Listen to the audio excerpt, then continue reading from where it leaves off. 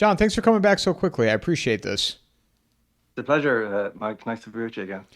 I thought it was important. I wanted to go a little bit deeper in our conversation last week of talking about the evil forces that are going on right now globally. I mean, you've talked about it in Ireland, here in the United States where I am, and I've been this whole idea of revolution and kinetic conflict that's potentially coming to the United States. I'm not buying it, and I'm also not buying the fact that like anybody's going to get arrested. I never thought that to begin with. After the election, I just didn't see it happening, and I think back to 2008, the great financial crisis. Nobody got arrested for any of the stuff that happened. In fact, some of the CEOs are still in charge. Jamie Dimon still runs Chase Bank, JP Morgan. So if they weren't going to put people away for the massive $1 trillion fraud theft that took place outside of Bernie Madoff, why did anybody think that any of these people were going to be brought in from Yeah, either COVID, the shots, or Russiagate, or any of that?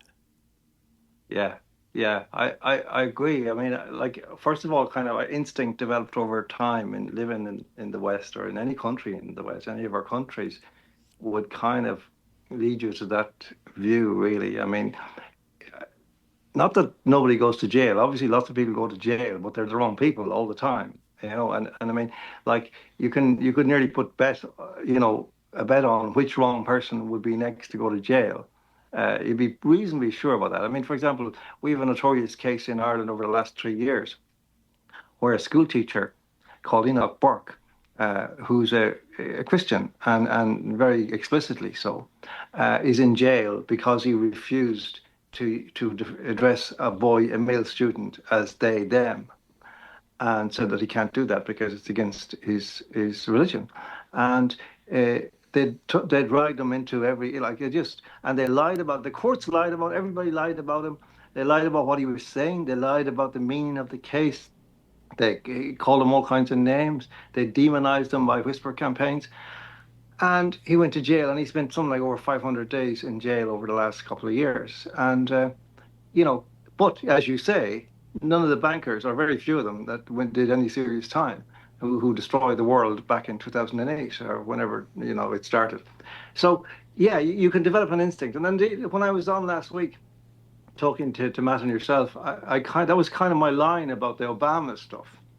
That I just have this immediate instinct that Obama is ungettable at any time, in any jurisdiction, in any kind of whether it's Republican government or Democratic government, it doesn't seem to matter. People like Obama don't get got. People like Clinton don't get got. Nixon got back up there, but there were all kinds of reasons for that. They went after him, I think, for that. So you kind of develop that instinct, and I sort of agree. We see like the thing about the COVID situation is even clearer because COVID was the first time, as far as we know, in the world when there was a completely monolithic conspiracy to fool the people and for all the authorities of the world, all the governments, all the parliaments, all the judiciaries, all the scientific and medical establishments, all the media, all went on the same page and they pushed this crime, which it was, and now they're covering up that crime in the same way, pretending that it was just as bad as they said it was. Instead of saying, well, we got it a little bit wrong, they're saying, no, no, it was actually just as bad as we said. And so long as they hold to that story, who's going to get them? Like I say to people say, oh, well, now they're called out. Now something happens, and somebody says something new, and everybody go on our side goes, oh, now they've got them. Now we've got them. And I said, yeah, well, who are you going to get to arrest these guys? I mean, because like most of you mean those cops who are beating people over the head for not wearing masks or dragging them off trains and buses? Those are the guys you're going to send out, are they? And who are the judges who are going to indict them? Like the guys who were kind of upholding, who were turning down people's applications for challenges to the various constitutional incursions that they made in 2020. Those guys, so like, and when we do indict those guys, like when the judge, we find a judge who seems to be straight, well, chances are we're going to have to indict him afterwards. And who's going to do that? So we're going to need a big line of judges waiting to indict each other, and then a whole line of policemen to take them away and then be themselves arrested. So this is not going to happen, and it's not going to work in any way. And I don't think this kind of exceeds the imagination of the entire world, really. I think for the first time ever, because we were always used to the concept of consequences. And media are, of course, a central element of that. There was a certain kind of dynamic that you felt when a story developed, how serious it was. You gathered that from the volume of the content and the emphasis, the different language. You didn't necessarily count the words or weigh the words, but you knew from the emphasis. And everybody agreed, when you met somebody in the pub or in the street and talked about it, they tended to have the same view. That's all gone now in this context, in all these contexts, in fact, because there are no consequences unless the powers that be decide that in a particular instance they want there to be consequences. So they pick on a teacher who refuses to say they, them to a boy, and that'll do. So that makes them feel that they're doing something akin to what they're supposed to be doing. In other words, maintaining the law. But of course, in that as well, they're breaking the law. Everything they do is breaking the law. And because all the lawmakers and all the law enforcers are breaking the law, there is no law. But that's the law, that there's no law. And if you insist on the law, they'll lock you up. This episode is brought to you by McIlvaney Financial Group. Their advisors bring a depth of knowledge and experience that allow them to serve their clientele with care, ensuring their financial needs are met now and in the future. Personally, I'm not saying cash is worthless, but you can see what's happening. It's worth less every year. Gold is the opposite. Click on the promo link in the show notes or go to www.mcilvaney.com/coffeeandamike. Well, and focus on Obama here for a second.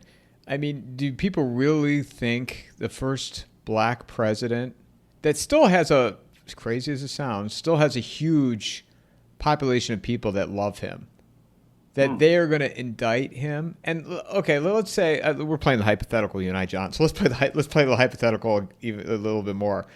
Let's say they put him through the regular court system in this world. Do you know or in this country? Do you know how long that would take to go through all that and the appeals? There'd be like 4 presidents by the time that were to happen. Yeah, and it's not going to happen. I just know it's not. I mean, that's kind of the feeling I have about the Epstein stuff as well. Even yet, that somehow or other it's not going to happen. Like the plot changes every day, the script changes every day, and you think, oh, this is new. There's Don Bongino has said, oh, this has been the worst thing I've ever heard. But can you tell us what it is? No. So what is it like? Why is it the worst thing ever? Like, can you tell us? Give us a clue. Do you not think we should be told? Do you not think it's our business? Like, what's going on with all this stuff? It's all it's kind of a play in which they're trying to kind of, bait the audience and get them kind of hooked on this plot, but not actually to it's like that. I remember Arthur Miller once said that when he was writing a play, he used to have a notice in front of him on the keyboard on top of the typewriter, and it had on it one word, and that word was forgo. So forgo. So like that meant that when you're on the point of resolving the plot, don't do something else. Change the direction. Bring in a new character, a new dimension. Keep it going. Keep the suspense going. And that's very much the sense I have of all this Epstein stuff. That it's actually a part of a big play that is never going to end. There's never going to be a denouement. There's never going to be a kind of a crescendo of whatever. And there's never going to be a kind of a curtain. The curtain's never going to come down. And even if they, at this point, if they put out, let's say they were to unload everything. I don't know that I believe there's an actual list. I mean, I can't imagine they would.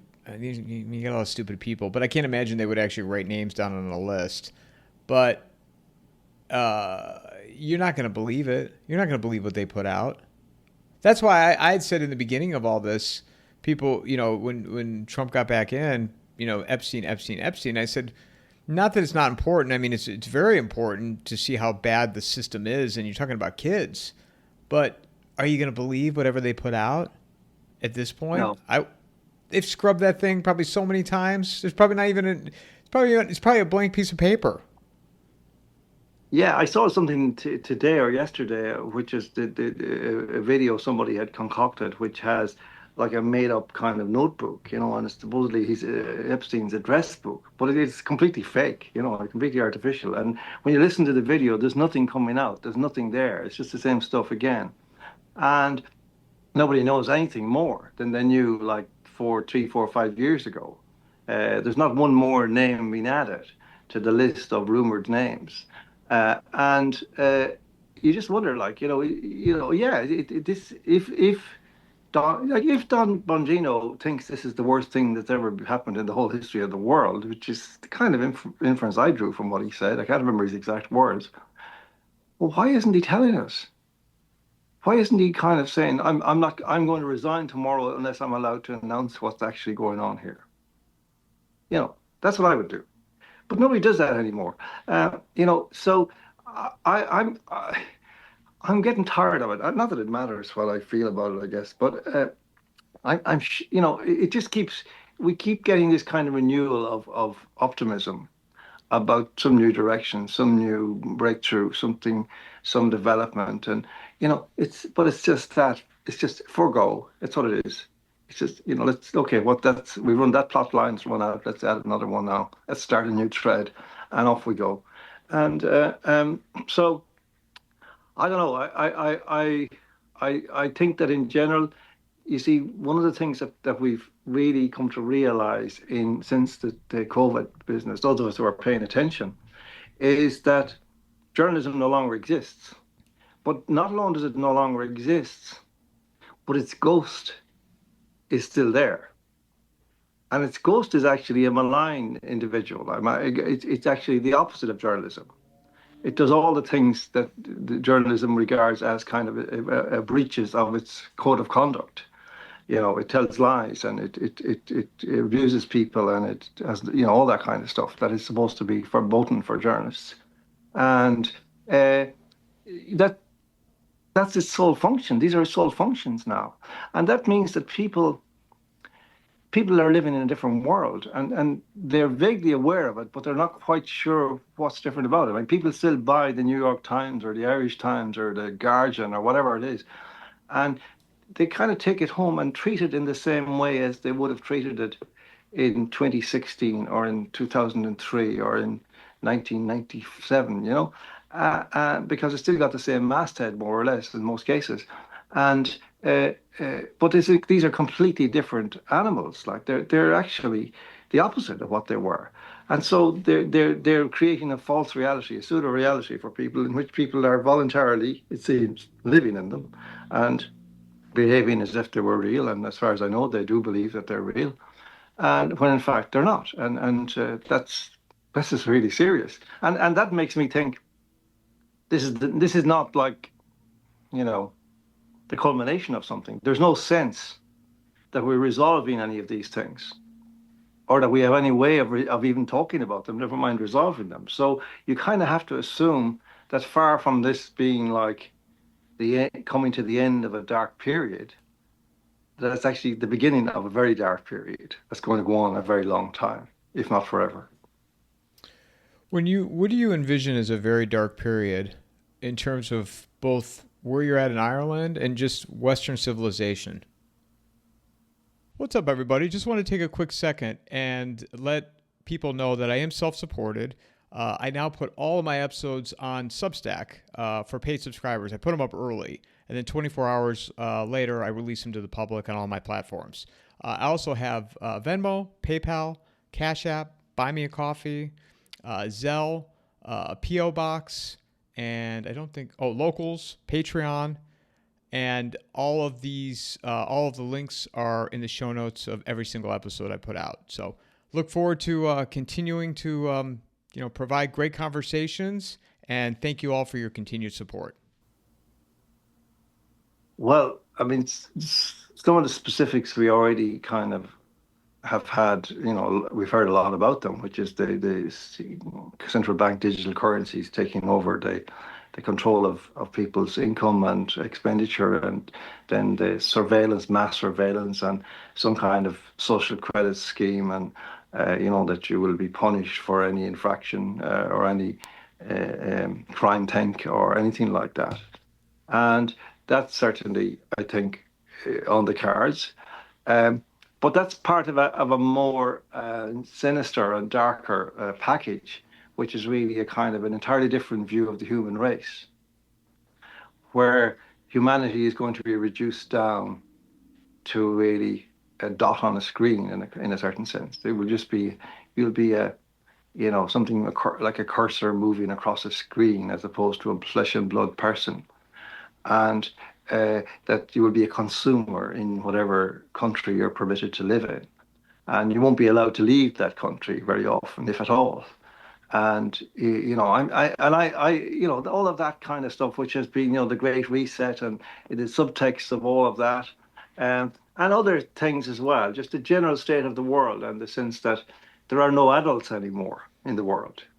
That we stopped being able to attract adults into politics a long time ago, and that they just don't exist anymore. So that when you were a kid, like you kind of felt, okay, this is getting a bit crazy. So eventually the headmaster will come down and clatter some heads or something. That's not going to happen. And so that's what I fear. And I've just recently become a grandfather for the first time of a little girl, and she's now 2 months old. And this breaks my heart, thinking of I'll be gone and she'll be here in this terrible world that I've kind of left her in, that as a consequence of the line that we're both part of, that's where she'll be end up, and this stuff will be going on. And I can't believe it, Mike. I don't know what happened. As I was kind of talking about the other night in the post we did with Matt Bracken, like, this has been obsessing me for the last 5 years. How did this happen? Like people, and I'm not asking it for, a historical explanation from people, because that's what they think. Oh, well, this goes back to 1644, and no, I don't really want to hear that stuff. What I want to know is like, why the people who told me they believed in certain principles fell silent in the spring of 2020, because they did. They shoved those principles down my throat all my life.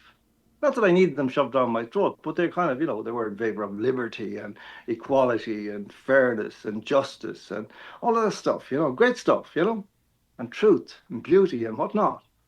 Then one day, one morning in March of 2020, they woke up and they'd had a dream. And in the dream, they'd been told, that's all kaput now. That's all in the skip. Forget it. We're going somewhere else now today. So don't say anything for the moment until we tell you what you should say. And what they did say was absolutely even more alarming, because the next thing they were telling us was that freedom was a far right obsession. So I'm still scratching my head about that, and still wondering, was there a memo that went out to everybody except me? Or I know there were other people who didn't get the memo either, but not that many. And everybody seemed to have got the same memo, and to not alone that, but to accept the contents of the memo and say, okay, well, look, we've had a good run, 3,000 years isn't so bad, of freedom and democracy. We can't expect that to go on forever. So, just tell us what you want us to do. Well, and the CBDC it's inevitable at this point, and to also though with that, I mean, it doesn't mean that you and I are necessarily black-pilled either, because we live our lives, right? Like somebody messaged me about being black-pilled. I said, no, I'm not black-pilled. I'm not at all. I just look at where things are, and I'm realistic. I try to be objective. I mean, I see things through my own lens, but you can't fix this. When did you realize? I mean, was it 2020 when you realized, like, okay, this system is not salvageable? Oh no, I didn't. I'll be honest. I didn't realize that quickly. I didn't either, but that's why I was just curious for you. Yeah, I'm not one of those who kind of saw it all coming, you know. I didn't really. Um, it's not straightforward in the sense that as a journalist, I was writing about things that became extraordinarily germane later, and more so now. But I didn't, connect the 9/11 thing, or I didn't, I didn't say, oh, now it's coming, now it's coming. I didn't see that. I didn't think when it came. When it came, actually, I was in Rome with my wife, and you know, I believed it for about 10 days or so. I actually wore plastic gloves on a couple of occasions when I went to the shops. I admit it, I confess, and I throw myself on the mercy of the court for that one. Uh, but within a short time, I began to put two and two together and realized, common sense, like look out the window, is there a pandemic? Well, what would a pandemic look like if it were out there? And I'd imagine there'd be an ambulance or two and a hearse or three, and stretchers and whatnot, and that would be the general sense of a deadly pandemic on the scale they were talking about. And there wasn't a single nothing. There was nothing except on TV, and I didn't watch TV, so I didn't know there was anything happening. And so then I began. I mean, like by about the middle of March, I was completely clear in my mind. And you can see that there's actually some videos I did with a guy called Dave Cullen, which are quite funny in ways because we covered Dave Collin from Cornell. Dave Cullen. He no, Oh, Dave Cullen. Cullen, an Irish guy. He did, and he computer for he did a thing called he had a site called Computing Forever or channel, and he does a lot of stuff about. He's still on there, but he does different stuff now about movies and stuff like that. I don't blame him. But we did a series of videos back then in which in the beginning we were actually behind the idea that there was something out there to worry about, and then gradually you can see us changing our minds over about three videos, and then we went the other way. And so that was so yeah so I didn't really see it like that. So and then what happened was, with another person, I took a constitutional action to the courts, the High Court in Ireland, saying, look, you can't do this. Um, it's not, you just, we have a constitution. Here it is. You remember, it's got a blue cover, and and here it is, and you guys are there to protect it. And of course, they kicked us around the place for 2.5 years, and then threw us out. Uh, but um, and then I started my Substack, and I started to explore all these questions. And out of that, then I got all the chapters that are in the book that I've recently brought out, The Abolition of Reality. And that was my education, really, in what, because to do those articles, I had to delve into different aspects, propaganda, the history of propaganda, the history of groupthink, you know, uh, all of these concepts that we now, talk technocracy, for example.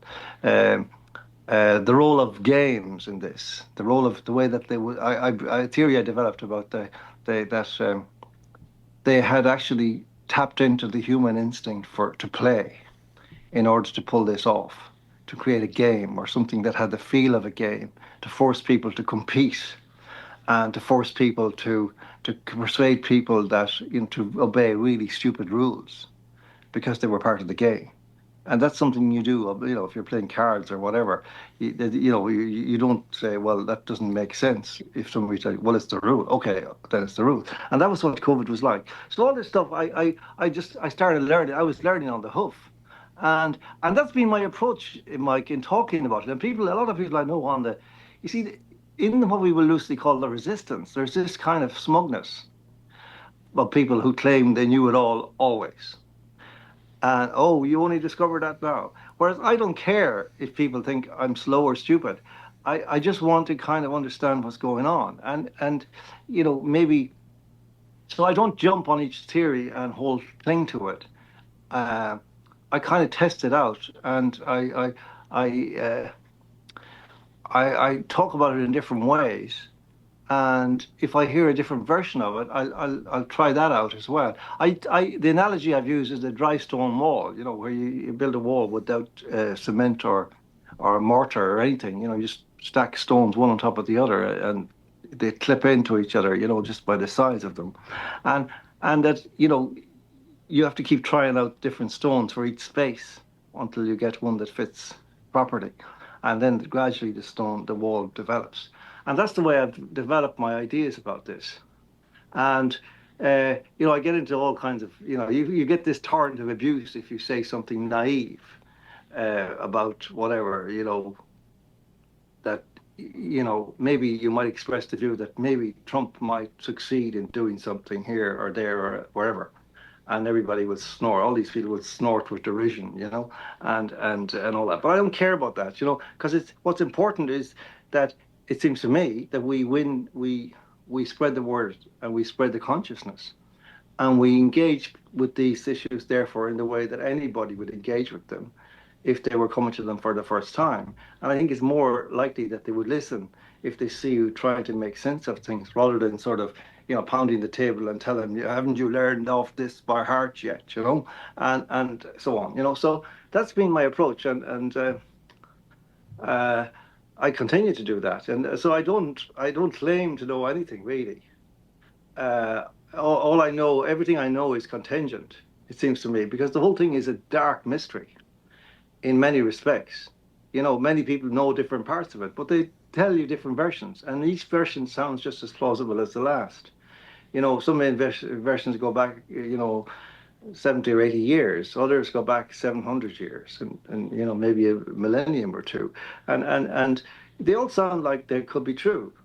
But what I want to know is what does it mean for me and my granddaughter, you know, and my daughter and my wife and all of that. What do they actually mean in practice for us every day? Tomorrow, for example, in the future, what can we expect from the future? Is there anything we can do? What will I do today? What would be my duty today, just today, or tomorrow when I get out of bed? What are the things I need to do tomorrow to to to minimize, to the extent that I have any power, to minimize the consequences for my granddaughter into the future, that kind of thing. And so that's kind of what I'm interested in. And I've found myself in that in what is loosely called this freedom movement, uh, moving more and more away from it in the last year or so, because there's so much infighting and backbiting and backstabbing and egomania and it seems to me most of the people in it seem to spend most of their time attacking other people in it and forgetting that there's supposed to be an enemy out there who's trying to take over the world and doing very well at it too. Thank you very much. Well, and you said a lot of interesting things in that. In terms of you know where we're at and the inevitability of the CBDC and the technocracy. You're going up against an invisible enemy right now, and with tech, and that's you mentioned history, and I'm with you on the sense of it's important to look at history, but also, people will come at me 300 years ago, and I don't know any of that, so I have no way to fact check it, or I don't know it, but history. One thing I do know, it's good to know it, but history never repeats itself the same way, and when I see things, when people talk about like legendary battles with 700 samurai fighting whatever it is 2,000 soldiers, and it's a totally different animal now, because Yes. technology is never where technology is today. Obviously it wasn't there then, but you can just flip switches. Yeah. Yeah. In what I write, I think this is, as a general rule, this is true. In fact, it's almost totally true that I write about things that I lived through. In other words, I write about the world as I experienced it in Ireland through the years from the middle of the 20th century to first quarter of the 21st. And and I compare and contrast. And I lean on certain things that we were able to take for granted, liberty being one of them, free speech being one of them. Um, and I start to ask, well, what happened that these became up for grabs again?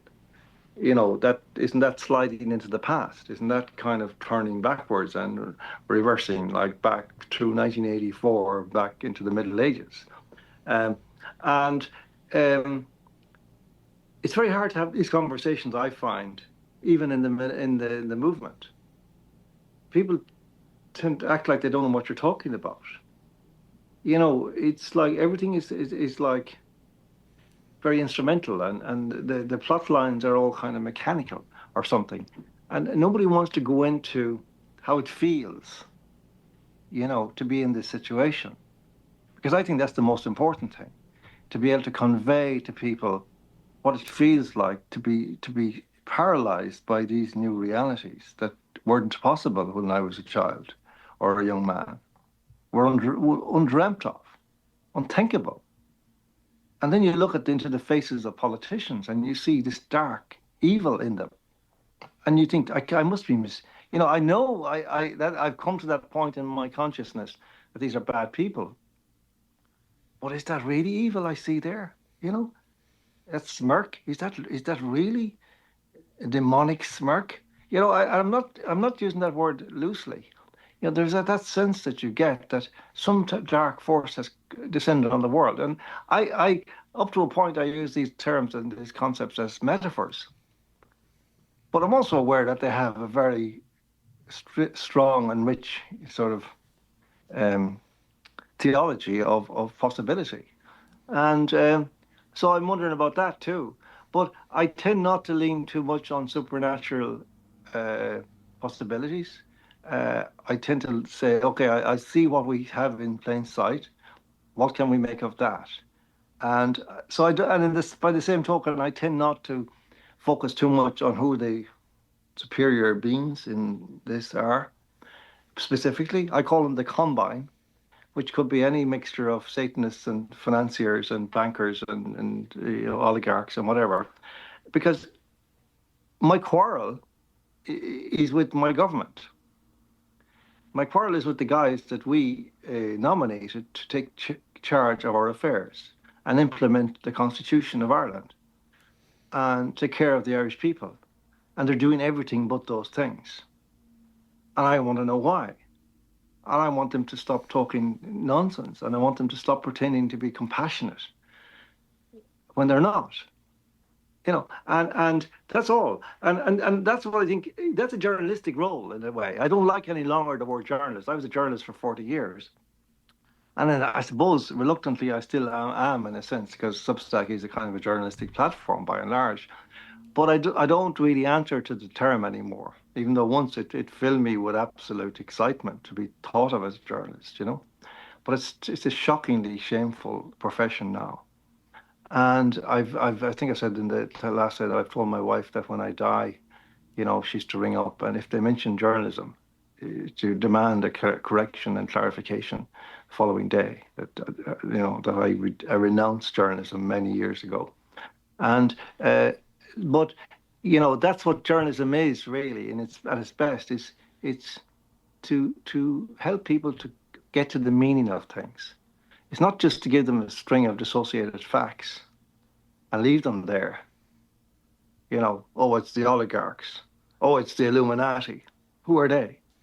Well, I'll find out. You want to do your own research. This sort of nonsense. I hate it. I hate it. I want to know the meaning of everything. I don't care about the facts that much after the end of the day. Once I have them, I don't cling to them. I just say, okay, what do they mean now? And how do they feel? What does it feel like now? What does this bring up in me? I try to share that with people.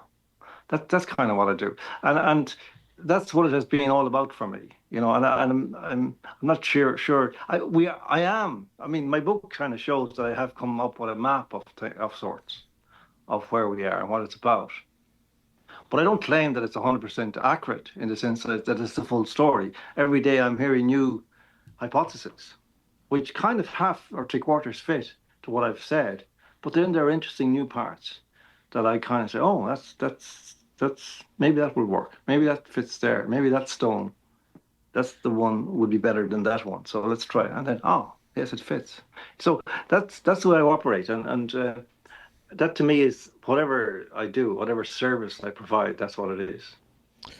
Well, the situation is so fluid, right? So, what you come across in terms of putting the puzzle together today could absolutely change, not a day later, an hour later, of the dynamic of it all.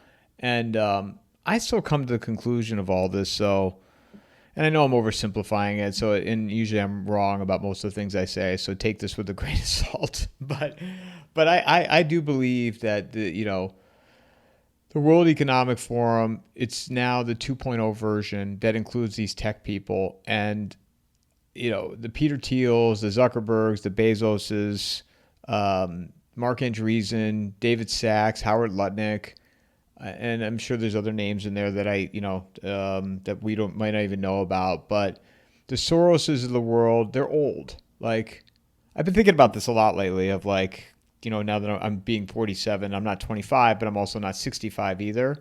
And you start to see the torch being passed on from older people to my age to younger, right? And when you're in your 20s, like anybody in their 60s is old, and you think you're going to live forever. You're seeing now like the change. You've seen the change of the guard, where Trump is part of the old regime, Soros is part of the old regime. I'd put Bill Gates in the old regime, and you've got the younger up and comers, right? The JD Vances, the Teals, the other people that I mentioned, and that goes back to the technocracy and where we're moving into this digital age. And I know there are people out there that A, don't want to hear it, and B, think that the solution might be some type of kinetic conflict. I just don't see it. I don't see it when you're going up against an invisible enemy. Um, no, I come back to that point. But the other point about something struck me in what you said there about all these guys, Trump and all these. Like it struck me that this is not a new or novel idea, but it's just maybe a particular way of putting it that makes it seem more clear, which is that what matters is not any individual politician's views or um, opinions or philosophies or ideologies, so much as that there's a logic of power which each politician tends to put on like a suit of clothes as soon as he or she enters the halls of power. And that seems to be almost universally true. And in a certain sense, it is naive to believe that it can be otherwise. Now, I don't mind confessing to be naive. I am very often naive in some things I say or some things I hope for or prospects I see because I insist on my right to use the apparatus I've been using all my life to weigh people up and weigh situations up and understand the world as in my way. And if I meet somebody on the street and he asks me what time it is, and we end up having a brief conversation, that by the time we part after 2.5 minutes or 3 minutes, I will kind of know whether he's a good man or not, and I won't be far out in that. And I insist on using the same apparatus for the public realm, even though it's probably more prone to error there for the reason that I gave, that there is this logic of power, this suit of power, armor that you put on when you go into power. So you can be thrown very much more often. But I don't think it's wrong to continue to want to use those instincts, even though they're probably risky. And the other point is kind of related to the thing about that, this idea, because I ran into that as well. I remember I ran into it a lot last year when I ran for election in Ireland. And people, there was all this thing going around, this trope going around the movement in Ireland, like that. Oh, politics is bad and doesn't work, and if you run for election, you're encouraging them, and in fact, you're part of the problem, and all this sort of stuff, and people would suddenly start, come out of the woodwork to condemn me for even thinking of running. And I ran as an experiment. I wanted to find out, is it actually possible to go into the public arena and make statements that are of your own coinage about things that are not on the agenda of power? And can you get them past the border guards? And the answer is no. It took me a month to discover that, or less, about 3 weeks to discover that that's impossible because it's all rigged and it's all tied up with like a parcel. Um, and but but then it gets said, but people will get into arguments with me then and say, oh, well, what? And I said, well, okay, you don't like voting, yeah? You don't think it'll work? Okay, right. So now, what's your alternative? What are you proposing? I'm not saying that by this challenge, I'm not implying in any sense that voting does work. I'm just asking you what your proposal is. And you see, they don't ever want to say that the gun, or we'll take the gun from the thatch, the musket from the thatch, and we'll march on government buildings. They don't want to say that, you see, but they kind of hint at it, like, oh yeah, well, we'll see about that, And I said, well, okay, like there are three ways of taking out a bad government, and they all start conveniently with the letter V. There's violent insurrection, velvet revolution, and voting. Now you've ruled out voting. Which of the other two are you proposing, and how do you propose we start to achieve this? No answer. Zilch from anybody. Nobody's any idea. Like they keep saying, oh yeah, let's well, oh yeah, they'll soon find out, Or there's these kind of dark hints, like you say, well, oh, the time for talking is finished now. And okay, well, when is the shooting going to start? And they don't know. You don't have any date for the shooting yet, no? Okay, well, let me know. Let me know. I'd like to come out and watch. I'm too old for shooting myself, but I wouldn't mind watching it for a while. No answer. It's all BS, as you Americans say, and it's not going to happen anyway. It wouldn't happen. You see, this is one of the things I came across. A guy I think Ian Burlingame recently, and I've been reading his stuff, and he's interesting. And a lot of what he says kind of augments some of the things that I've been kind of thinking about. And he's like, in other words, he's helping me with my dry stone wall by the bit. Uh, but he has a very interesting point where he makes the view about it, because this, of course, is all about money ultimately, and what he calls the financialists, who go back, by his analysis, way back in time, and they've worked through history and to basically feather their own nests and defeather everybody else's. Uh, and but he makes the point that all through those years, from the Middle Ages onwards, you know, uh, the muscle that the financialists needed to implement their will was all there in the West. That this was the place where all the armies were, the strong men, the brave men, and all that, right? But that's over. That's over now. And it's true. You see men now walking around the streets of our cities, with ponytails on top of their heads, and rolled up head buns on their heads, and ankle socks, white ankle socks, and you think, no, they're not going to, there's not much kinetic action happening there. That's kind of my view of that.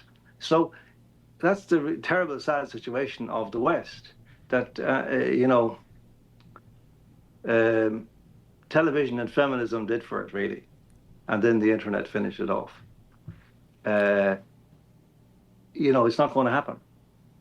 And that brings us to the one last option, which is Velvet Revolution. And the only place that I'm aware of where that actually worked was in Czechoslovakia in 1989.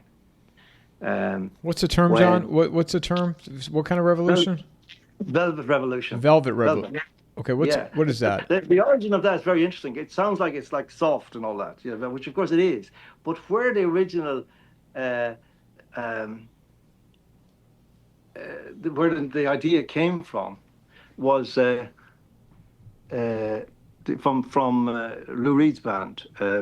What do you call it? Velvet Underground, and that's because Václav Havel, who was the kingpin of the revolution. And he was a playwright, a philosopher, a brilliant guy. He's dead now, but he was an underground playwright and really extraordinary fellow. And he believed in the idea of post-political politics. He was a different kind of person, different kind of revolutionary to what you would see now, or that there's no sense in which. There's no sense that there's anybody like that now, or there's any thought like his at this stage. Uh, but you know, in 1989, what happened was that the Gorbachev, who was leading the Soviet Union, wanted to tone down communism because he believed that its harshness was going to destroy it and put an end to it and remove it from the face of the earth. And so he was seeking to bring in this new concept of socialism with a human face, as he called it, which is kind of a phrase you probably wouldn't be able to get away with now because for all the irony that's going around. But uh, what happened was then that the government in Prague was very hardline communist because they'd kind of after the '68 revolution they'd really put their boots on, and kept them on. And Havel had done time in jail himself, quite a few years in jail. And so the plan then, Gorbachev's plan was that they would get a puppet together, a government in together, an alternative government, and they would stage a revolution. And that the puppet government would then step in, and there would be more soft-lined than the outgoing government. But and the plan was that they would infiltrate a student march that was to happen in Prague this evening, as it entered back into town, having gone out to a cemetery to where one of the great martyrs of Czechoslovakian history was buried, and they came back in, and the police then were to attack them and batten them. And there was a CIA or a KGB agent among the students whose job was to lie down and pretend to be dead. A guy who's called himself Schmidt, and and that happened. And immediately the word went out, and this was the plan. The word went out: oh, students being killed by the police in Prague. And literally 1 million people came onto the streets that night, and they pretty much stayed there for 12 days. And at the end of the 12 days, the communist government resigned and left, ran away.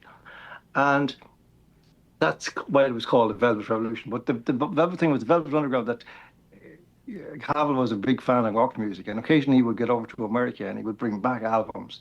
And the one was the most iconic album was the one with the Velvet Underground one with the banana on it. I forget what it was called. And so it was called the Velvet Underground or Velvet Revolution for that reason, rather than because it was kind of a peaceable revolution, which it was also. And I think that's it's a kind of possible in a country. But the problem is this is never going to be resolved on a country by country basis. It's got to be resolved globally. And again, I say that's kind of next to impossible, given the monolithic lockstep that is in place with regard to all of the operations of the COVID scam and the migration scam and all the other scams. So, it's dark, very dark. My friend Matt Smith wrote a really interesting article last week. He put it on his Substack, and it's titled "The DARPA's Theory of Mind Warfare." And not to go into too many details on it, I've talked about it with other people, and especially during COVID, when you look at the companies like Palantir and what they do, and the modeling, looking at behaviors, and you see how this was carried out on a world level, right? From the like federal in the United States, state and local, the messaging was all the same, right? You had the news anchors here in the United States that you put 7 of them on one YouTube channel, one clips, and they're all saying the same thing, literally the same thing. And this was an opportunity for them to test this modeling, right? To test the behaviors of people and how they would react, and then he went more into the article, which again I encourage everybody to read, but he was talking about, like, for example, Israel, how they were able to, with the use of Palantir, infiltrate Hezbollah to figure out the behaviors that they would downgrade their communication into these pagers. And then they got into a supply chain. They were able to, infiltrate the supply chain and put these explosives in these pagers because they anticipated them moving over to this type of communication. And so where I'm going with this is, what's happening here in the United States, and I'll be curious if you're seeing the same thing where you're at. They're centralizing everything. They're centralizing law enforcement. They're centralizing healthcare. We're in the middle of a global monetary reset where they're centralizing, and the healthcare standpoint, they were supposed to be meeting this week at the White House, leaders of healthcare, to discuss how they can share patient data across multiple platforms, right? Or multiple like different companies. And what Matt talks about is how that's the opportunity to provide data to your adversary. They'll justify it saying against the enemy, which would be outside the United States. But we saw during COVID, the Yeah. adversary was the people. Yes. Yes. No, I do. I have seen this. I mean, that's very much a feeling as opposed to actually any particular patterns you can see. But certainly, you can sense now that our attention is being drawn more and more towards a singular place in the country and beyond it, and that there is no local, or the local dimension of human life is diminishing. The sense of that I grew up with, that you could live in your own town, and that was the dynamic of that town, was the entirety of your reality, and the outside world was a kind of a rumor, that as a child you heard about but you never saw for years, and now it's like, the World Economic Forum, what they think is important here, you need to know. You need to read Klaus Schwab's books to know what your life is going to be like in a couple of years. That kind of stuff is new, and is again. You see, what really gets me about this is so much of this was actually brought into being without anybody being asked. Like we were being constantly told that we lived in democracies, but nobody ever asked us anything. Never asked us our opinions about the important things. Like nobody asked us if we want to invite 1.5 million people into our country, in Ireland, for example. I mean, it was a lot more in America, but that's kind of what we had in the last decade, 1.5 million, which brings us now to 5.4 million or something. So that's kind of like a third of the population or something like that. And but nobody kind of said, nobody ran for office and saying, well, this is what I'm going to do because I think it would be a good model of economy or culture or whatever. They didn't say that. They just said, no, we're not doing that. That's a conspiracy theory. Don't mind that. That's all those far right rumor mongers. And but this is the way everything has happened. And when you actually think about, and there's a couple of chapters in my book about this, trying to trace this back, you know, that whole tech thing, it just was something that was coming for decades. It was signaled, signposted for a long time. And I remember back when I was a very young man, and I was an editor of several magazines in a period in the middle 80s. And they were all kind of left-leaning magazines and to do with pop culture and that kind of stuff. Except one which is Current Affairs, very good magazine, and called McGill. But I remember that one of the big stories, as it were, or the big themes of that time was the future of work, and by extension, the future of the human race. Like, what was the future going to be like in a world where the machines would be doing most of the work? And how would we distribute income? And how would we distribute dignity, as it were, as well? Is another question which that's the way I've been putting it, the redistribution of dignity. And these were kind of live questions, and there was a lot of discussion about them in the 80s, up to about the middle to late 80s. And then it stopped. And they didn't stop because the problem was suddenly solved, that, we had a solution and we had, but it just stopped. Why? Because the world started getting more prosperous and nobody cared. Whatever, it's grand. It'll be good. It'll be okay. It'll work out all right, because now we've got the money and everything's good. And that was the thing about prosperity I found as a journalist, that at a certain point you had to stop asking questions about certain things. And, unfortunately, we did in many instances stop asking those questions. Because if you hadn't, you wouldn't have lasted very long. You would have been regarded as insane to be still asking the questions about problems or potential problems when everything was just fine and dandy. What are you talking about? Are you crazy? And that happened with the tech question, and with the work question, which is related, obviously, and with the dignity question, which is, of course, central. Dignity and democracy. You can't have one without the other. And that passed. We had 30 years of prosperity, close enough. And by the end of it, then we had a couple of years to kind of rant and rave, to name, blame, and shame, and then by the time we got to the middle of the last decade, well, the guys in Silicon Valley they'd worked it all out, and they arrived. You could see the white smoke coming out of their chimneys, and they announced, "Yeah, we've sorted it out now." In fact, no less a man than Henry Kissinger actually wrote a book with two tech guys in which he explained now what was going to happen only about 3 years ago. I can't remember what it was called. It was something like the future of technology or whatever. That kind of idea. And and was basically saying, now we've sorted it. You just listen up. We'll tell you what you're going to be doing, and then you'll do it. All right? And that was the democracy. It was again, and this had been going long before COVID. Like they had basically buried this question, and probably the most important question that the human race ever faced as a single entity, which was the onset of AI and the onset of post-humanist technologies and all the implications that they have. And all that, none of that was discussed at any level for decades in the public realm of the world. Well, and so when people push back on you, John, and they say, "Okay, well, what do you suggest from a solution standpoint?" What do you say? Well, I mean, first of all, I say to people, well, I don't think that, seeing as I didn't cause the problems, I don't think the responsibility falls on me to come up with the solutions necessarily. But I can start the process because first of all, we have to trace, the steps backwards and ask ourselves, can we put a finger on a foundational problem? And you can very easily. And as a journalist, this is very much my bailiwick.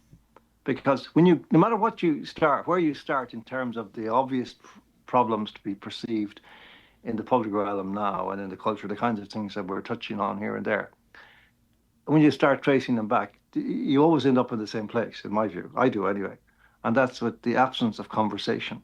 The killing of conversation was the foundational problem. For whatever reason, and there were lots of different reasons, it was killed because of prosperity. People didn't want to talk about bad stuff or worrying stuff or, problems. But but in the COVID episode, this conversation was completely suppressed. And before that, it had already been started to be tweaked and worked on by the woke revolution. And before that, Twitter had actually had a really profound effect, which seemed to be kind of, free speech writ large, like an explosion of free speech. But in fact, in lots of ways, it was very censorious because it was very, very virulently toxic and actually quieted an awful lot of soft voices. And all of these factors resulted in the fact that we now have no conversation at all worth talking about, as it were, in our public realms. Because the media are all partisan, they're all split between two different sides, and all the uh, dialogues of the deaf ensue from morning till night, and there's no place where you can actually hear discussion about important matters in which people are speaking their minds truthfully and fearlessly. That doesn't happen anymore. No matter what conversation, except here and maybe in this. But that doesn't. This is an echo chamber in a sense. That's by its nature. The stuff I know, the stuff I do, I'm speaking to the choir most of the time. Occasionally, somebody will wander in, but then there's probably most often they realize they're in the wrong room and leave again. But that's destroy all of the. So without conversation, you can't have democracy. You can't have freedom. You can't have anything really without conversation. And they nobbled that going back, way back. They destroyed the print media, and they made them basically subservient to governments. They now are the creatures of government, propaganda sheets, Pravda, radios to say. They can just click their fingers and they get a certain headline. They can get the media to turn on somebody and destroy them. So that, yeah. So if you're asking me what my solution is, well, okay, well, I would say we need to build new studios and new buildings for newspapers and start and new printing presses and bring in people who have um, the capacity to speak truthfully, and then put in place the safeguards that would ensure that they won't be assassinated and that they'll be able to do the job that they're being appointed to do. Because otherwise, we will never get our world back in anything like the shape it was in, say, 25 years ago. I had Paul Craig Roberts on a couple of weeks ago, and he said he had mentioned how the digital revolution is the second worst idea by man, right behind the nuclear bomb. And, it made a lot of sense to me as he was explaining it, because he said, these phones, they're supposed to be to talk to people, but nobody uses them for that. They use it to, look at porn or look at, websites or entertainment. Like there's no actually talking on this thing. Nobody talks to each other anymore. And that is going to just continue to deteriorate. And the people they're zombies by these phones. Absolute zombies. That's right. Well, I had the distinction of being known in Ireland by my critics and enemies as for years as a self-confessed Luddite. And I think that was actually quite a nice thing to be called, because I had from the start instinctively kind of, suspected the internet. I didn't buy into that it was going to be an instrument of democracy. I didn't think that was ever going to happen. I didn't like even email. I mean, when my newspaper, the Irish Times, without consulting me, connected me up on email and put up an email address where my readers could contact me. And I wrote a column attacking this email address and telling people not to even dream of sending me any communications on that, but to buy themselves a stamp and an envelope and send a letter to my in the normal way, and then I might consider answering them. So I'm not claiming any great credit. It was just I had an instinct that this is not communication. That the more modes of communication that we were developing, it seemed that the less able we were to actually communicate, because there was so much noise in the system and so much toxicity. And also because it was allowing the loudest voices to dominate everything. So that there was no space left for subtlety or for nuance or anything like that. And I think all of these things have contributed to the dismal situation we're in now, which is, as I keep saying, it's literally like the time has been flipped over, that it's been turned backwards on itself, so that we're now going backwards. We're leaving behind all the things that we had, like say, take free speech. Like, I mean, free speech, we would imagine that free speech was a great ideal even now, but it's in the past. It's gone. It's something that we had and then we gave away, which is an incredible thing. It didn't seem possible. It wouldn't have seemed possible if you said it. If you wrote it in an article 20 years ago, everybody would have said you're crazy. That the West could turn into the Soviet Union. Nah, come on. Now, the interesting thing was that people like Václav Havel and Alexander Solzhenitsyn were forever saying this, that this exactly was exactly what could happen. And they were explaining why, essentially, I mean, in Solzhenitsyn, he very, very clearly, about the religious impulse of man, that man forgetting about God. In other words, when man became God, that's when disaster struck. Man appointed himself God. And, but I remember hearing these statements that they would make and thinking, at a certain point, in a certain sense, you would feel, yeah, there's something there. But you'd wonder then, am I just being kind of a little bit neurotic about my own society? And giving them a credit that they don't deserve. But then now we see how right they were. They were totally on the button there, like that in a certain sense. Like Havel used to say that the Soviet Union was a convex mirror image of the West. In other words, that it simply was a slightly magnified version of what was already there in the culture of the West, and it would explode one day into everybody's face. And that's exactly what happened. You know, I really do regret. I mean, there's lots of reasons to regret that Havel died when he did. He was in his 70s, but he's an incredible man.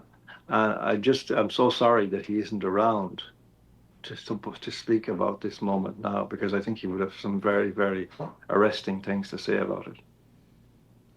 Do you one of the other things that Paul Craig Roberts said, which is it really resonated with me, is how the real power behind, because if you have any interaction with corporations, customer service today, airlines, it's all a hassle.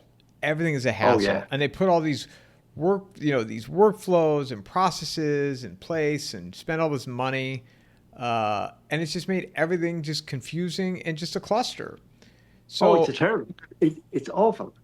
Yeah, and they make up all these kind of extraordinarily, like Kafkian rules, uh, that you think defeat the entire purpose of what you're actually now at this moment engaged in, which is speaking to somebody thinking they're going to solve your problem. Like for example, a few weeks ago, I was waiting for a book for my some boxes of my books to arrive, and they were caught up somewhere.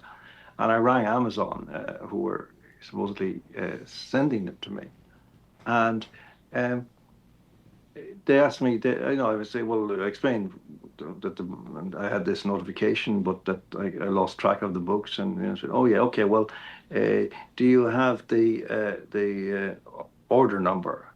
I said, no, well, I got some earlier boxes, so I have a delivery number, but I don't have an order number because I'm not actually I didn't dispatch the consignment. Oh, well, no, we need the order number. So I said, so the delivery number, which is your number, and you have a computer, I've got it in front of you.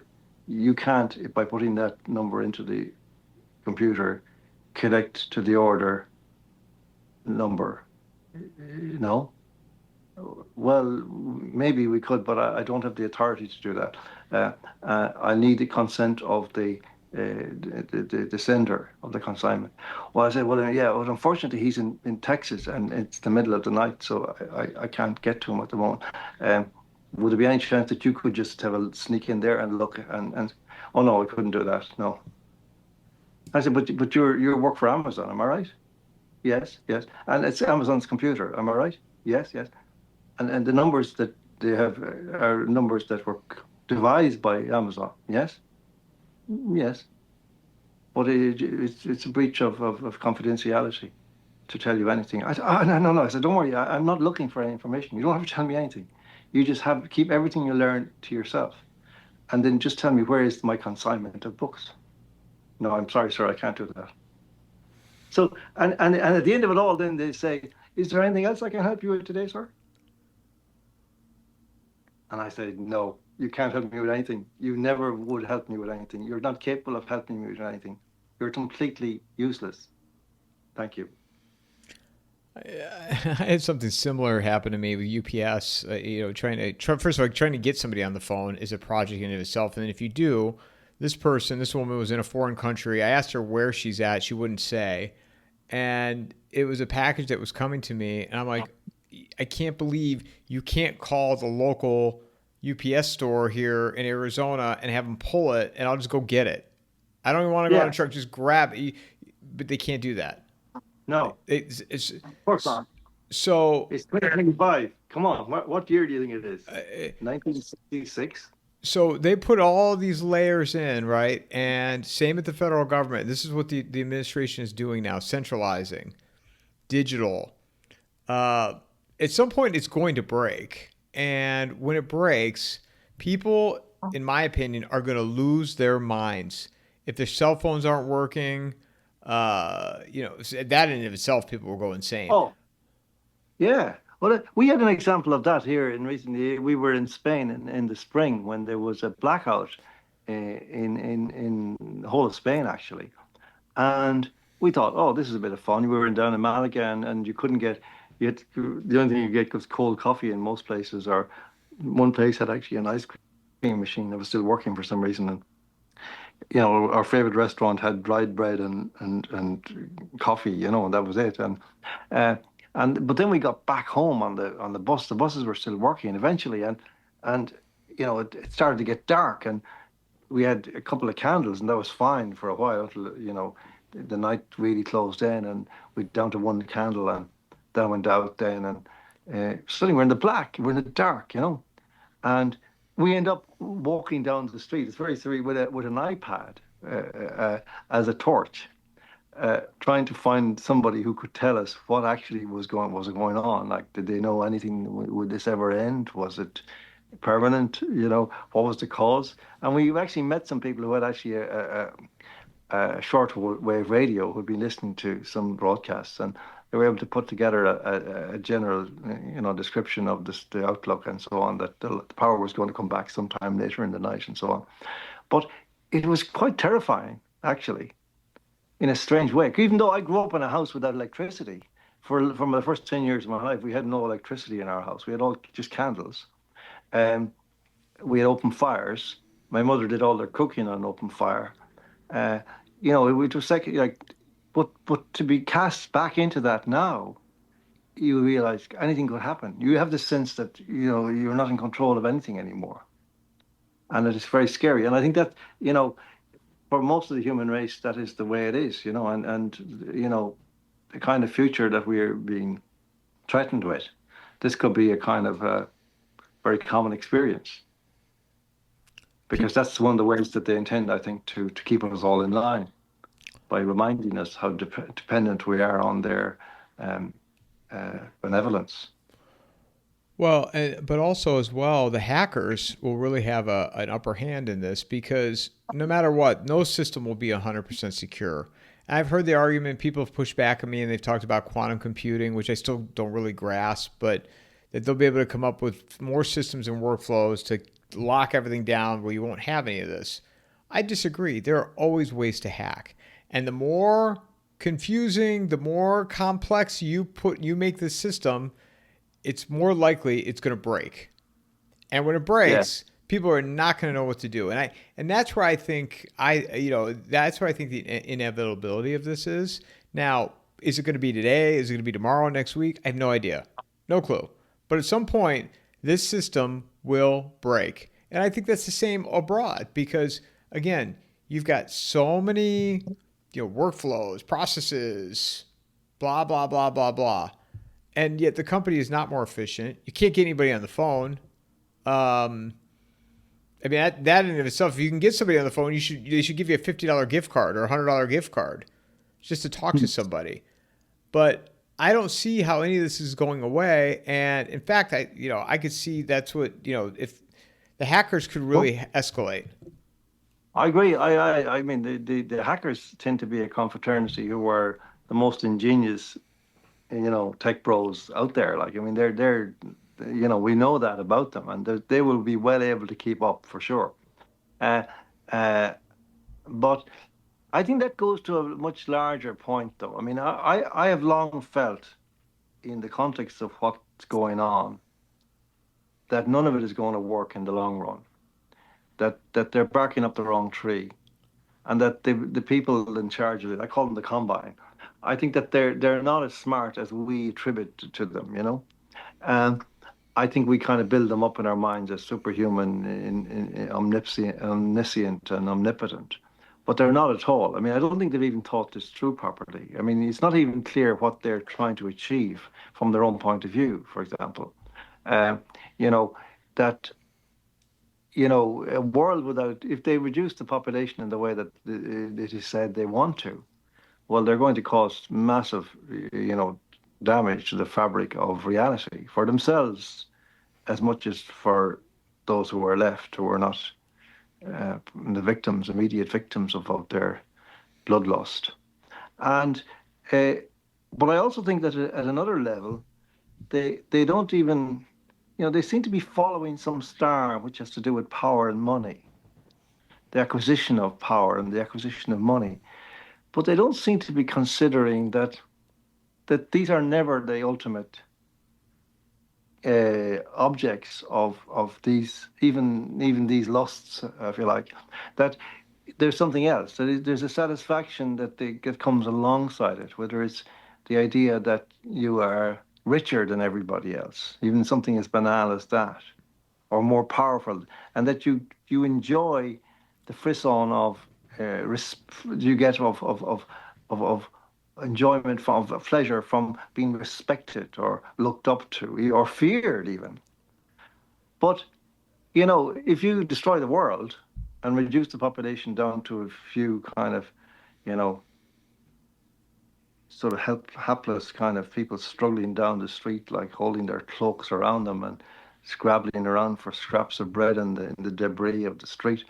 Um, I don't think life is going to be much fun, even for you, the lords of the universe. I don't think it's going to be any fun at all.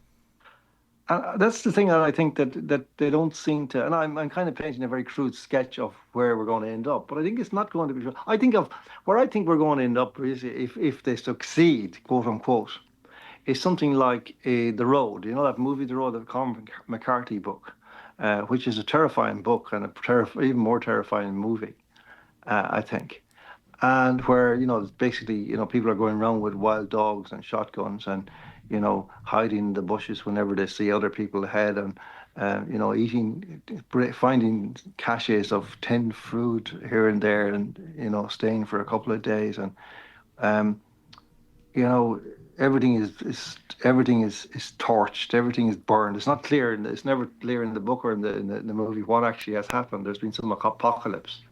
And, that's kind of where I've always felt they're going to take us. In other words, I don't ever think they're going to succeed. They're going to fail, but in failing, they'll destroy the world anyway. And that we'll have to start again. The human race will have to start over. And, in a certain kind of abstract sense, of course it'll be a terrible thing. Of course it'll be terrible for everybody who experiences it. But from the viewpoint of the human race, given where we were taking ourselves with technology and post-humanism and all that kind of stuff, I think that mightn't be such a bad thing in that distant, abstract, theoretical sense. Although, of course, there won't be much room for abstraction or theory when all this stuff is coming down. But again, just think about this. That kind of sketch, and I accept that it's very crude and is tentative, but it's a very necessary thing to do, in fact, to describe those things. And yet, when have you ever heard people describing those things in the mainstream? They never do. It's like everything is normal. Everything is perfect. We just need a few tweaks here and a few tweaks there, and everything would be just absolutely perfect. That's the kind of vibe. That's the kind of a normalization process that we get in the pseudo reality, and people buy into it. But it's very far from where we're going by any logic if you understand what's behind all this, what's going on, how badly indebted the world has become, who controls that wealth, what they want from it. They want our countries. That's what they want. And they want us either to leave them or to become their slaves, or at the very best, their tenants in our own houses. So this is only scratching the surface of the thing. And that's what I mean. I talked about vacant possession, that, I wrote it in when I posted our last conversation on my Substack at the weekend. It took a few days to put it up, but I posted it, and I usually do a little short, and I wouldn't call it an essay, but it was just very short, kind of maybe a few quotes from the interviews or whatever, and maybe dependent. But on this occasion, I put up two definitions. One was a definition of vacant possession applied to the purchase of a house and sale of a house, which is basically that, the people who live there have to be left the house. The house has to be empty of people and it has to be, any belongings they have to be taken away, and anything that's left is presumed to be the property then of the purchaser, and that there's no claim on the property. There's no there's no lien on the property or whatever, and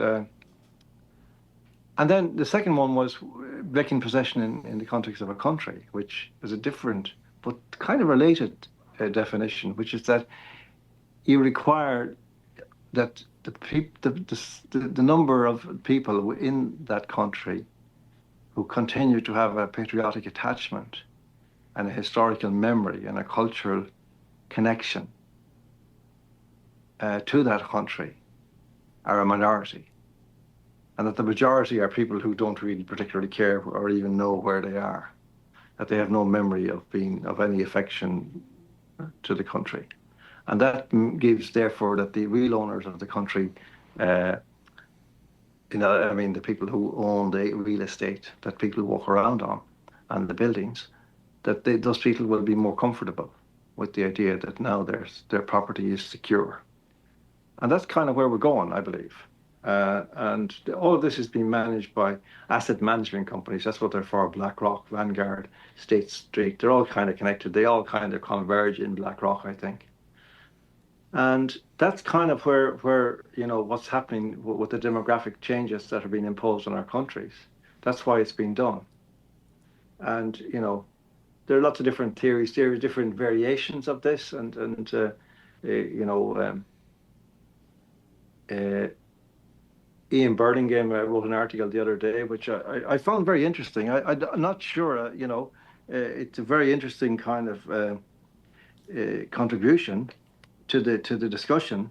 It is a very challenging kind of title. I just have it here. I'll just read the title out. And The Great Reset: How the Financialists Bought the West and Are Seizing It Through Forced Occupation. And that's basically, he's basically saying that that the oil barons from the Middle East have essentially secured most of the property of the West, the actual existing real estate and property, because they bought up all the bad debts for a song, and now they're converting them into solid. They've been converting them into solid assets, and as a result of that, they're now orchestrating the repopulation of what will be, in effect, their property. And I think there's a hell of a lot in that. I'm not saying I'm sure each detail of it is precise. I had a conversation with him recently, and I asked him some questions. He was very impressive, I must say. And I hope to talk to him again. But this is approximately the territory we're headed towards, for sure. There's no question about it. There's no other explanation for what's happening to our countries than that. I mean, if you think about it, there are kind of approximately three conceivable explanations. One is compassion, right? That's the one that governments tell us is their motivation. Well, how likely do you think that is, really? The other one is globalist ideology, which is an obsession with, making the kind of a John Lennon world, imagine there's no heaven, imagine there's blah, blah, all that kind of stuff. And that has a certain plausibility. And in fact, I think it's part of where we're going anyway. But it's not the main event. The main event is money and property and wealth. In other words, what I've been talking about. And that's the explanation. I mean, that old line, follow the money. It's not that it's nearly always true. It's always true. And it's certainly true here. And what's happened to the world fundamentally is that a fake money has taken it down, because these were basically chits won on a gambling table. And now they are turning into countries, whole plains, whole mountains, rivers, everything, beaches, and nobody kind of is prepared to look at this. I think there's a massive denial about this, even though it's staring us in the face, and there's no way that we can deal with it. It doesn't seem that, given what we've seen in the last 5 years of the state of the West, the absolute decrepit spinelessness of our cultures, of our peoples, we're in no position to fight it. Yeah, I agree. As it sits today, I don't see the fight in people, and people will argue with me about it, and I can only go on my lens of what I see. I was on the road for 5.5 weeks, driving to different cities, and you see how the middle class has just gotten completely hollowed out in this country, and shopping centers that are their big storefronts are empty, right? Or they have a business, big space. There might be like three people in it, um, and yet I don't see the uproar in people. I don't see the fight. No. And what would change that at this point? I don't know, because it's not something you could just change in a week. And so Uh, yeah. Well, you see, one of the things that I think is going to catch people is the sense that we've been kind of confronted by in the last 5.5 years since the COVID thing was sprung. That anything that our government does would be for our good. Anything else is inconceivable. So those who say that the government is doing X or Y, that bad stuff to us, they're conspiracy theorists. They're bad people. They're disinformationists. And and that kind of feeds a denial that is really very powerful until such a time when you suddenly see the evidence that actually, even when you see some of the evidence, it doesn't have any effect. But ultimately, I suppose if there's somebody at your door and he's saying he'd like vacant possession of your house by the morning, if that's all right, you kind of would get the message then. And I think that's coming. I mean, I think we're pretty helpless before that. That, like, you know, the thing that one of the interesting things that Ian Burlingame said to me was that I asked him, like, how much do the politicians know about this, do you think? He says nothing. I was quite shocked by that. I thought he would kind of say some know something, but no, he said no, they don't. Pretty much, they don't know anything. Maybe someone, yeah, the other one knows, but they just don't know. They think that what they're doing is what they say they're doing. They're being compassionate. They've convinced themselves of this. They're being compassionate to the outside world, and they're being not racist. That's what they think. But they're destroying the world, not just their own countries. They're destroying the entire fabric of Western civilization, everything. And that's not a rhetorical statement. It's just a statement of fact. They're tearing down the walls of everything that we held dear. And uh, I'm absolutely bamboozled to look at that and confronted by that, to even describe it or to say how it's possible this happened. Like, come up, what concept would you use? And what concept would you use to describe the indifference or the apparent blindness of people to it? Like denial, is that a useful concept? They're in denial. I try that, and it doesn't seem to take. I don't understand how you cannot be alarmed by the numbers of people who are being brought into our countries and the kind of people they are in general. That are not people who are coming in a way that is going to be useful to themselves or to us by any normative logic. Whatever uses they have are not immediately obvious. Well, I think they are now.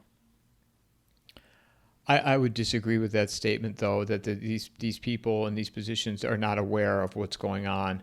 And my Right? response to that would be, I didn't read the article, so I mean I can't say for certain. You know, That isn't a practical. I was just talking to him about it afterwards because oh I didn't get a well, chance to talk to him. Yeah, and where I would say to that is, I'm speaking of the United States. We have no moral compass anymore. We have no moral compass, and it's all about me, me, me, me, me. How can I benefit from something?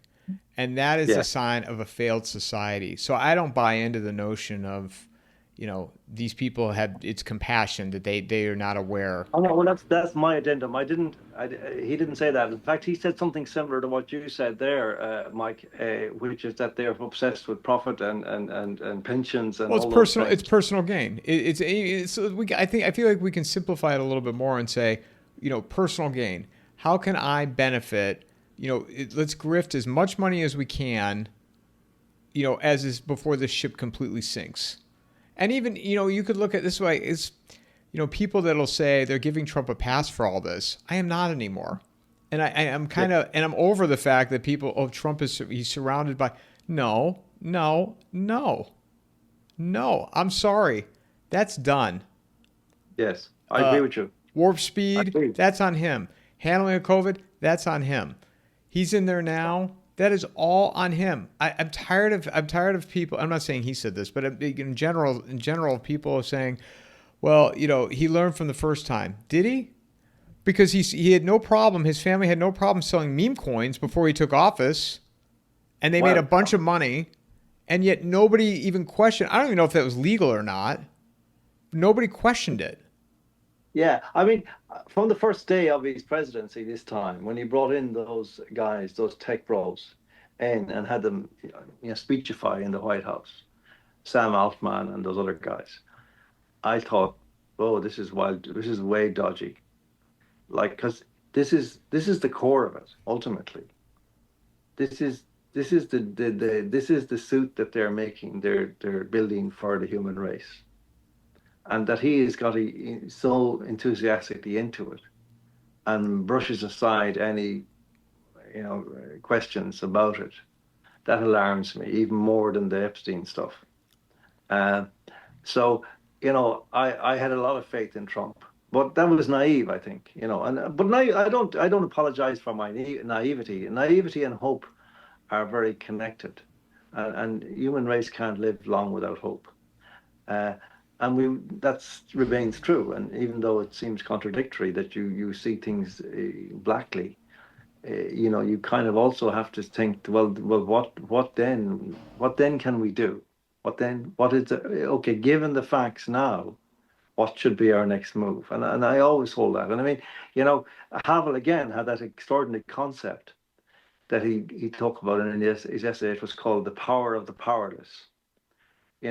And that's such a powerful concept. But in other words, to give the short version, it's essentially doing in every situation, in every moment, in every day, the thing that frightens you, the thing that you maybe are a little bit reluctant to do.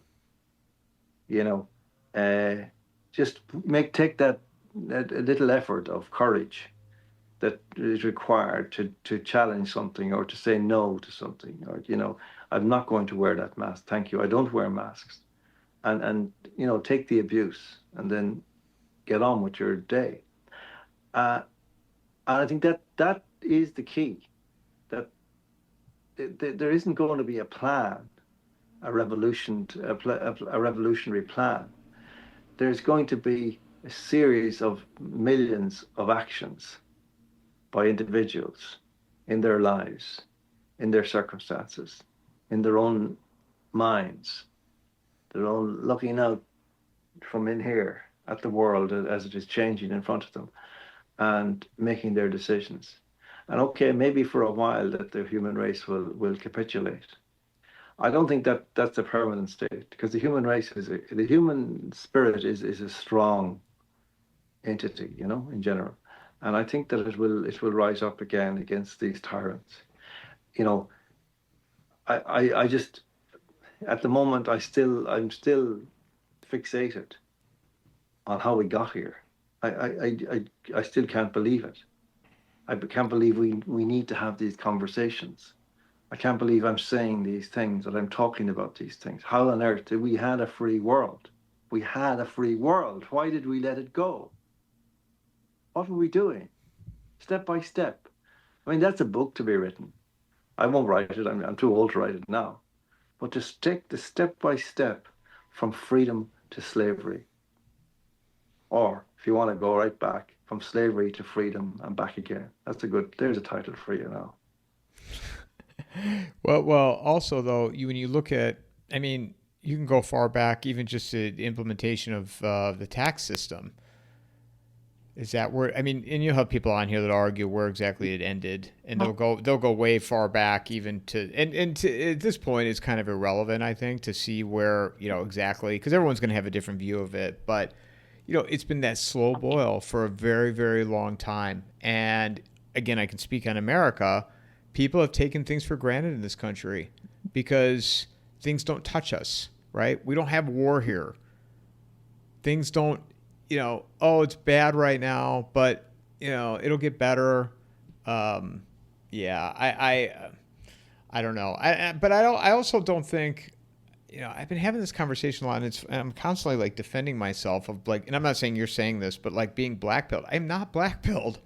No. I don't think I am. I just, and I hate the word hope. I haven't shared this with you, but Michael Yon made it a point to say this a long time ago. Hope is not a strategy, and when people just say, "Oh, hope, hope, hope," that's not a strategy. We have Well, that's it. That is a good argument. I don't disagree with that. And I remember actually Cliff High said something really interesting last year in one of his talks. He said, never use the word hope because hope is a defeatist emotion. Because, what are you hoping against? He says, instead of hope, say, I expect. I expect. And I think there's something in that for sure.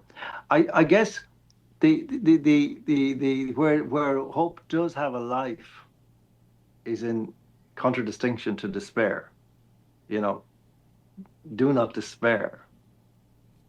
That because ultimately, you know, like reality surprises us. I found this all my life, and it's a miraculous kind of process, you know, um, and sometimes if you have courage and continue, you can extraordinary things happen, and I can't explain why that is, but there seems almost to be almost a scientific basis to it, that if you set out on a path to do something which you are convinced is the right thing, and I mean that it is a good thing to do, um, a worthwhile thing to do, and that it's going to take courage and effort and cost you in terms of anxiety and grief and worry, but that you will do it anyway. I think if you take on something like that, and anybody who has, I think will more or less agree with what I say here, that it always comes right. And it doesn't come right necessarily in the way that you would immediately would want it to, or say you would want it to. But almost invariably, it comes right in a way that's actually much better. That's been my experience of reality, and I don't have any explanation for it other than some mystical, you know, quasi-religious way of understanding reality. Uh, but it does work, and I think that's true of the collective lives of human beings as much as it is of the individual lives of human beings. Uh, but for that, we need culture.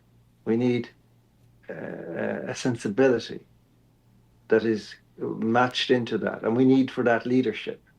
And these are things that are greatly lacking in the present moment. Like we have no leaders in the world anywhere, really. They're fake leaders. And there's nobody. There's nobody. I mean, I've mentioned, and I mentioned him many, many times, and I will again, Václav Havel, like. But he was a leader of people because he had an who John? imagination. Who was that, John? Václav Havel, he was Oh. the president of Czechoslovakia. I mentioned him earlier in the context of the Velvet Revolution. He was the leader. He was elected by acclaim, first of all, in November 1989 as president of Czechoslovakia. And then in an election 6 months later, he was affirmed as the president of Czechoslovakia. Then Czechoslovakia broke up for all kinds of complex reasons. And he was the president of the Czech Republic then for another, I think, nearly 10 years, or maybe more. And but he was a very very brilliant man, but he was disappointed in the end. He had a vision of what he called post-political politics, which was, in practical terms, what he thought was that every person, every what you might call citizen, had the right to participate in the public life of their country, and for that they should be supported. So he would said that he wanted to create a situation where there would be a building in every town, which would be kind of like the place where you went to participate. And in there, you would have access to all the facilities you needed to engage in public activity. whether it was like in the modern context, internet, phones, photocopiers, whatever. And, you could meet other like-minded people or unlike-minded people. And out of that would then come, he believed, a new way of being politically that would overcome the rigidity of the party systems and so on. Uh, he never really got to setting that up, but much more in a much more kind of mundane sense, he wrote his last book was called To the Castle and Back, and it's the story of his presidency from his point of view. And it's a book really, which again you could say it's a black pill. It's because it kind of says it doesn't work. That I spent most of my time picking out menus for banquets and writing my own speeches. Um, but that in itself carries something, because now you have some understanding of what went wrong, why, and so we move on to the next step, and we don't give up. But the problem is right now, I would say the world has given up. I think the world gave up some years. That's fundamentally what happened because nobody. I remember when we went to the court to challenge the lockdown in 2020, in April 2020, we thought, I really, I've said this a million times, I thought it would be trampled underfoot. Such would be the outrage of the people against what was happening. There was nobody else there. I couldn't believe it. I still can't believe it. What happened to everything? What happened to everybody? I don't know. Well, you go back to 2008, right? How many people lost their savings? They lost their homes. So the values of their homes plummeted. Nobody did anything. Nobody did anything. No. So I've been referencing that because that was like the first disaster that I was tuned in, paying attention to. But I also think, in response to that, you as an individual, you can control your local sphere the best that you can. So, like for myself personally, I mean, people that listen to this know, so I don't want to bore them again, but I used to weigh 280 pounds. I take my health very seriously because I don't rely on the healthcare system because you can't rely on these systems to fix you if things go bad. No. I live in Arizona. I live in one of the worst places I know, and people are going to respond to me, tell me I need to get out of here, stop talking about it. I live in one of the worst places you could live because there's no water here. So I am choosing to leave. Don't know exactly where my next stop is going to be, but I will be leaving to go to a place where there's water, natural water, rain, and food can be grown locally. Can't really do that here. It's going to be 112 here today in Arizona. I also want to go to a place wherever it is I decide to go, where there's a local like-minded people, and I will seek them out. It will take me time, but I will seek those people out. That's what I'm choosing to do as an individual. Now, other people, they might decide that the United States is not salvageable and they want to move, they have the means to be able to move elsewhere. I don't have the means to do that. So this is what my strategy is as of right now. And again, that's on the local level, but that's all I can do. I can't do anything on the federal level. I can't change wherever this is going to go. I can't change it. No, and and I don't know outside the United States. I mean, in a certain sense, I think the United States is one of the better places to be because there are places within the United States. I think not to cut you off, but I think we're going to end up in the same result. And even as and I've been thinking about this a lot, with regards of whether Harris or Trump would have got in, if Harris would have got in and not Trump. I think the end result is going to be the same. That we're going to end up in a more surveillance state. Yeah, because even I was in Virginia a couple of months ago, and we started talking to this guy who's an electrical engineer, building data centers. They're building data centers all over the country. That didn't start when Trump. That didn't start when Trump got reelected. This has been going on for a very long time. Palantir is not a new company. I mean, Pete Kanonis and I were talking about that yesterday. They are not new. These plans that are moving forward is not something that was just created a week ago. No. No, but I mean, I certainly feel that very strongly from the point of view of Ireland. There is nowhere to go in Ireland. It seems to me that Ireland is too small, and it's amenable to control. It's amenable to tyranny. We've seen that already. We had one of the worst lockdowns in the world, and We have some appalling cretins in the government of our country. Really, it's unspeakable. And in Europe, then there are pockets, but to be honest, as you kind of look at them more and more closely, they're all converging in the same mentality.